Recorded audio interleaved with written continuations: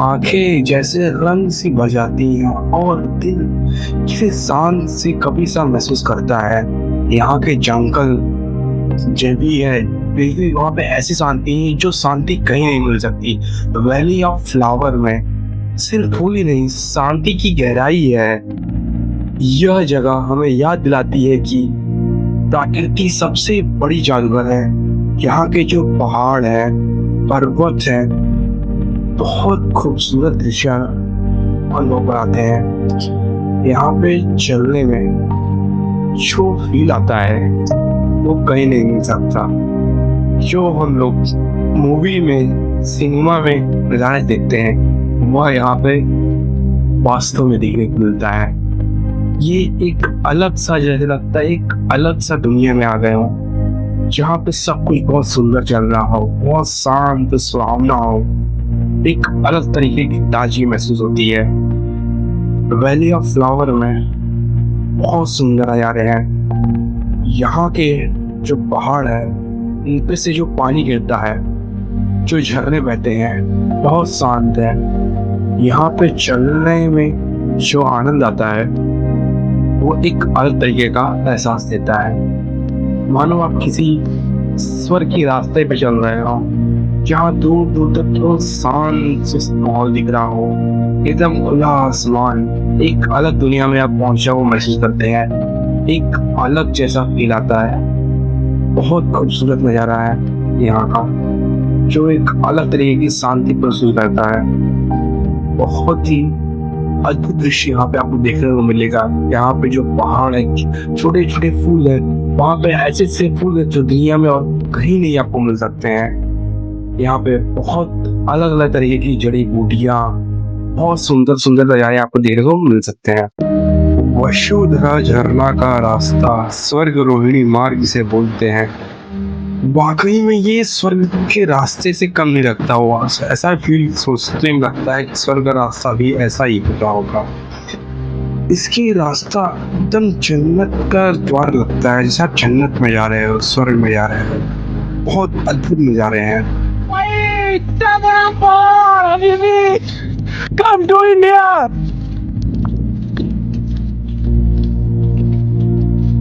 हाँ भाई, कैसा रहा एक्सपीरियंस? बहुत बढ़िया, बहुत बढ़िया। भाई मेरे ऊपर तो सुधारा का पानी लगा है, यानी मैं सो भी जाऊंगा। बाकी तो नहीं, मेरे ऊपर भी आया था। जब मैं वहाँ गया तो हवा की रफ्तार से वो इधर हो गया। बस इसी को मेंटेन करना है। अब भाई अभी लोग काम 3 लोग का पता करते हैं क्या होगा। जाओ जाओ भाई, जल्दी जाओ। Thank you.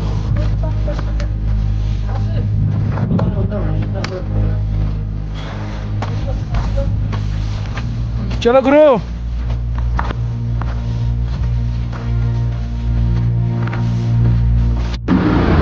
फाइनली वसुधरा झरना। वसुधरा झरना का पानी बहुत पवित्र माना गया है। ये जिसके ऊपर गिरता है, ऐसा माना जाता है कि वह इंसान पापी नहीं होता।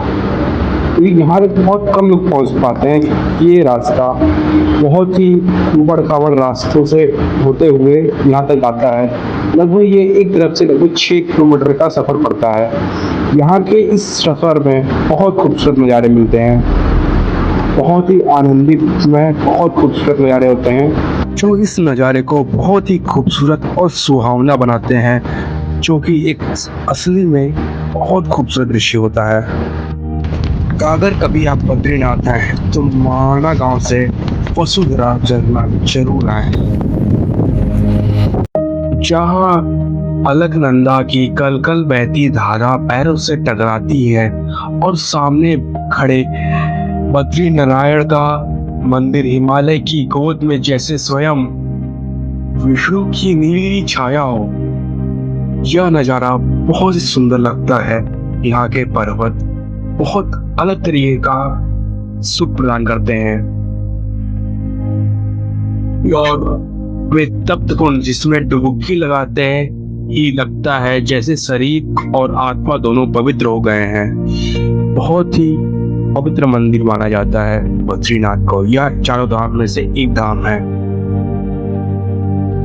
केदारनाथ केदारनाथ भगवान शिव को समर्पित है। केदारनाथ के दर्शन के लिए पूरे देश भर से श्रद्धालु आते हैं। यह एक वीरान घाटी में बर्फीले पहाड़ों के बीच खड़ा भगवान शिव का यह धाम अपने आप में एक श्रद्धा, शक्ति और संकल्प का प्रतीक है। वहां तक पहुंचने का सफर कठिन है, लेकिन जब मंदिर नजर आता है तो थकान नहीं, आंसू निकलते हैं भक्तों के। हर पत्थर पर झोंक, हर घंटी आवाज और मानो शिव का नाम जप हो रहा हो। यहाँ पे एक अलग ही भक्ति होती है जो भक्तों के दिलों में बसी होती है।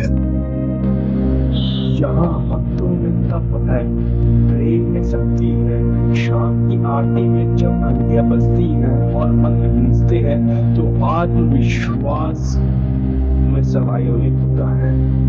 यह मंदिर भगवान शिव से जुड़ा हुआ है और भक्तों के दिलों से बहुत प्रेम से, लगाव से ये जुड़ा हुआ मंदिर है।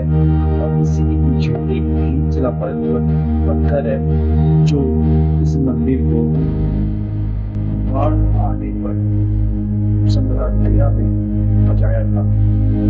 यह एक तरीके का चमत्कार हो सकते हैं जो भगवान शिव के द्वारा हुआ।